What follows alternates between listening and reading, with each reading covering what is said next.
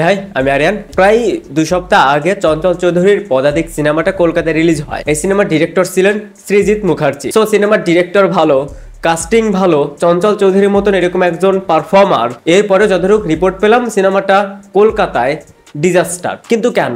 এটার রিজন কি? চঞ্চল চৌধুরী একজন ভালো পারফর্মার, সৃজিত মুখার্জি একজন ভালো ডিরেক্টর। এটাই কি এনাফ একটা সিনেমা চলার জন্য? পদাতিক সিনেমার যতগুলো রিভিউ দেখেছি সেখানে তারা প্রশংসাই করেছে। তো ডিরেক্টর ভালো, অ্যাক্টর ভালো, সিনেমার রিভিউ পজিটিভ, এরপরেও সিনেমাটা কেন ডিজাস্টার? সো এইখানে আমি বলবো কলকাতায় চঞ্চল চৌধুরীর সিনেমা কেন চলবে? এর আগেও আমাদের এখানে যে সিনেমাগুলা ভালো সাকসেসফুল হয়েছে সেই সিনেমাগুলা কিন্তু কলকাতায় ডিরেক্ট ফ্লপ, শুধু ফ্লপ না ডিজাস্টার। তবে এইখানে একটু ব্যতিক্রম ছিল যে শুধুমাত্র চঞ্চল চৌধুরী বাদে ডিরেক্টর, আর্টিস্ট সবাই কলকাতারই ছিল। এরপরেও সিনেমাটা ফ্লপ। শুধু চঞ্চল চৌধুরী কেন, যদি শাকিব খানকে দিয়েও অনেক বড় বাজেট ওইখানকারই একজন ডিরেক্টরকে নিয়ে সিনেমা বানিয়ে যদি কলকাতায় রিলিজ করা হয় সেখানে চলবে না, সেখানে পারফর্ম করবে না। কারণ সেখানকার অডিয়েন্স তারাই তাদের স্টার বা সুপারস্টার সিনেমা খুব একটা দেখে না। এখন হয়তো অনেকেই বলতে পারেন যে কলকাতায় একটা বাজে সিচুয়েশন যাচ্ছে একটা কেস নিয়ে, যার কারণে সেইটার ইফেক্ট এই সিনেমাগুলোর উপর পড়েছে। পদাতিক এবং বাবলি আই থিঙ্ক এই দুইটা সিনেমা একই সাথে রিলিজ পেয়েছিল, বাট এই দুইটা সিনেমাই ডিজাস্টার। এখন এই দুইটা সিনেমা না চলার পিছনে হয়তো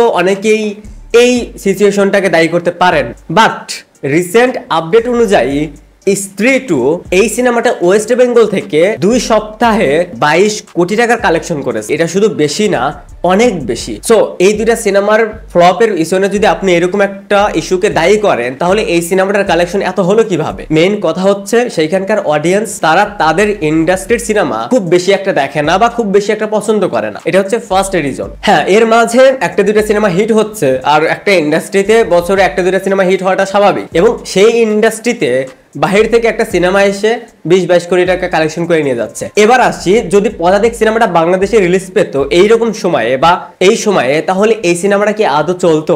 এটারও অ্যান্সার হচ্ছে নো। আমাদের দেশে পরপর দুইটা ঘটনা, একটা হচ্ছে বৈষম্য বিরোধী ছাত্র আন্দোলন, দ্বিতীয়টা এই ভয়ানক বন্যা। এই দুইটার সময়েই কিন্তু চঞ্চল চৌধুরী ছিলেন নীরব। বিশেষ করে বৈষম্য বিরোধী ছাত্র আন্দোলনের আগে যদি পদাতিক সিনেমাটা বাংলাদেশে রিলিজ পেত তাহলে সিনেমাটা চলতো, অনেকেই দেখতো, কারণ মাল্টিপ্লেক্সে বাংলাদেশে চঞ্চল চৌধুরীর এক্সট্রা একটা ফ্যান বেস রয়েছে। বাট এই সময়ে চঞ্চল চৌধুরী যদি পদাতিক সিনেমাটা বাংলাদেশে রিলিজ করে খুব একটা চলবে না। রিজন বৈষম্য বিরোধী ছাত্র আন্দোলনের সময় তার নীরবতা। এইটাতে শুধুমাত্র তার ক্ষেত্রেই এটা কিন্তু না, এইখানে আরেকজনের কথা বলতে পারি, আরিফিন শুভ।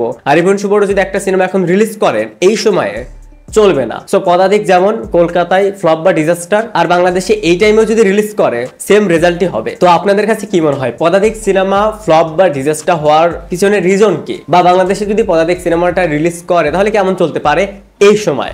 সেটা অবশ্যই কমেন্টসে জানাবেন। Thanks for watching, by.